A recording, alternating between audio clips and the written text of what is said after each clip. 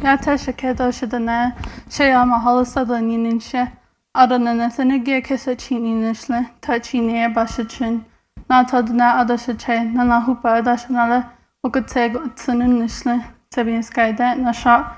Hello everyone, my name is Mahala Sutherland, and as you heard, I'm a sociology major with a minor in psychology. Some little things about me: I'm a jingle dress dancer.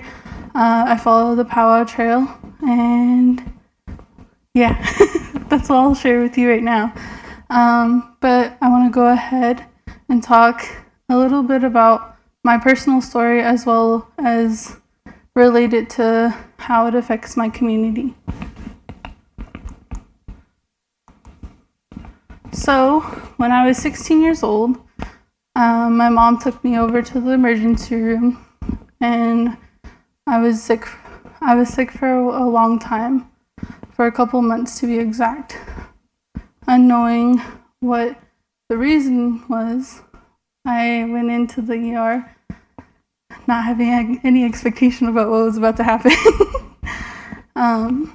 But they ran a lot of tests, and they flat out just told me that I was pregnant. They didn't know how far along I was, just the fact that I was pregnant. And at the time, my partner's parents, they both worked at the hospital. One of them was there for their night shift. My mom took me out to the hallway, took me to his dad, and told me to tell him what had happened. And so I went ahead and told him, and my mom took me home, and I was met with mixed reactions from my family members. Some of them cussing me out, telling me that my life is over and that I need to grow up now and figure out what I'm going to do with my life. And then some of them telling me that, it's already done, it's over with. There's no point in us being negative towards you. We're happy for you. And after going through all those first initial reactions, then came the serious talks. Okay, now we need to figure out how long you are, and you need to start putting a plan together, because you're not going to just drop out of school. The next day after I found out, I was taken back to the Indian Healthcare Services for an ultrasound. And at that ultrasound, they had told me that there were complications. They don't know exactly what was going on, but that I would need to go and visit specialists down in Phoenix, Arizona to see what exactly was going on. This is when I was told that there was a cyst on the back of the fetus's neck that was prohibiting the amino acids within the body to flow through properly, overall causing the heart to work double time. After being told that, I was told that I had some options, but there were greater risks. Those risks included, if I went through with the pregnancy, that either the fetus would die within the next couple weeks, or if I carried to term, that the fetus wasn't going to make it. And if it did, it was only going to live a short time. And then I was told that because of my age and because of how my body was at the time, I was told that I was probably not going to make it through that process of giving birth.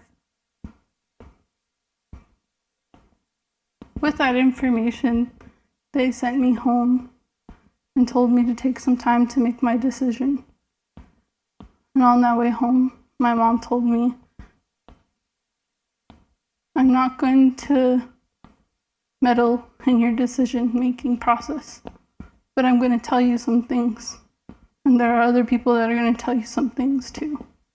And with those things that were told to me, there was 4 individuals that played a huge part in my decision. Of course, my partner, but my partner was supportive of any decision that I was going to make. And therefore, he told me not to worry about it. And then there is my grandma, my mom, and my godmother, who was a part of a certain church at the time.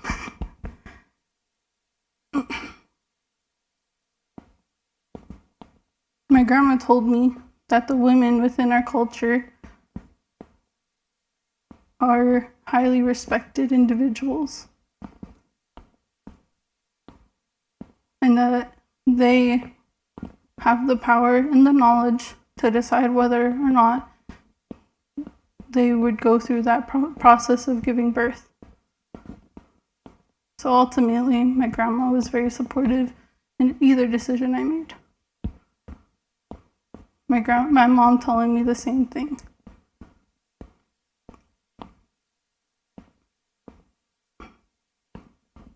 And then you had my godmother, who, like I said, was a part of the church at the time. I'm not going to name what church, but she had told me that it wasn't God's intention for me to end up like this. But with that, I should still go through the process regardless of the harm it could cause my body. And then she had told me more things, but I don't feel like that's very important right now. So I looked between the 2 sides that I was given. Do I go with what my culture has taught me and continue to go with that because those people are supporting me through this whole process? Or do I go with an individual that was willing to drop me because of what I was going through?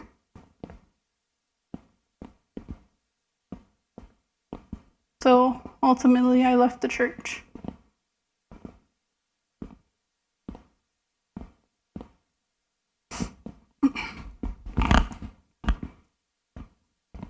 Something throughout the couple years that has gone by since that has happened is, like I've already said, the people telling me that the women are important within our culture. But another teaching is also the first laugh ceremony. In the first laugh ceremony, it is said that it's not until the child goes through that first laugh that their spirit is within the body. And the Dayendane, the holy people, make that decision. They give you that ability to be a parent if they decide to do just that. Have the body and the spirit become one. And through sharing my experience about my personal abortion, I've had other women within my community and my culture tell me about their stories and what their families said. And others tell me about how their families teach them that at one point our culture used to practice abortion. It wasn't called that. It was called to make a woman's period come. And they would do this by taking an apricot seed, taking out a bit of the cyanide, giving it to the woman, and letting her go through that process. And they were supportive in whatever decision that the woman would make.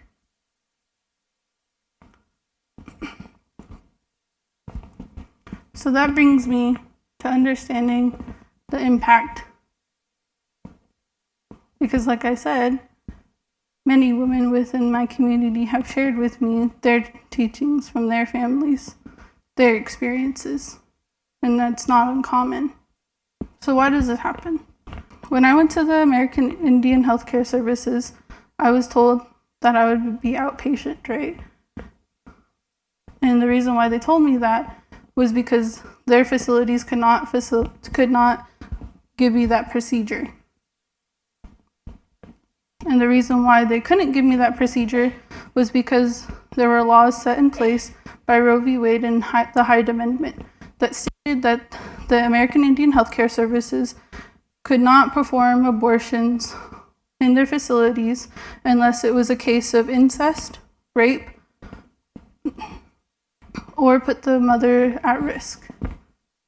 Even though my life was at risk, I still had to go and travel all the way down to Phoenix, Arizona to get my procedure done.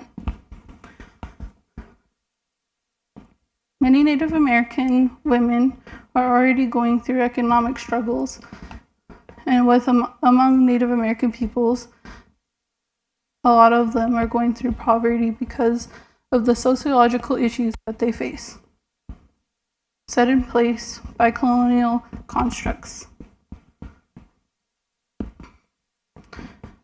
Originally, I wasn't able to learn about some of the traditional knowledge that I was sharing with you because a lot of it had been lost because of colonialism, because people within my culture were forced to assimilate, and there were certain churches that told them that abortion was wrong because of their faith, not because of the cultural knowledge that tribes had already had.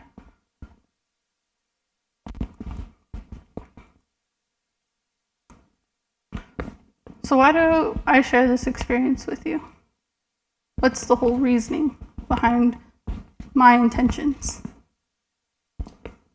The reasoning is because I want you to be able to look at it from a different perspective, but also to reflect. Maybe you had initial biases when I was first introduced, like, oh, this is about to be really serious and I'm going to be very uncomfortable. But through sharing my experience and the whole time that I've been speaking, I hope that it was able to help you understand that there are different perspectives out there. And in my story, as you heard, even though I was very religious at one point and not very familiar with my culture, I was able to look at it from a different perspective and overall gain a different type of knowledge that has made me the person I am today. I no longer feel guilty about what had happened to me. I'm able to be a part of my culture. I'm more self-aware, and I have more confidence within myself through my experience. Even though initially I had a bias too. So I hope you reflect on my talk. I hope you self-reflect and continue to push forward, and I hope it gave you a bit of knowledge. And that's all I wish to say. Thank you.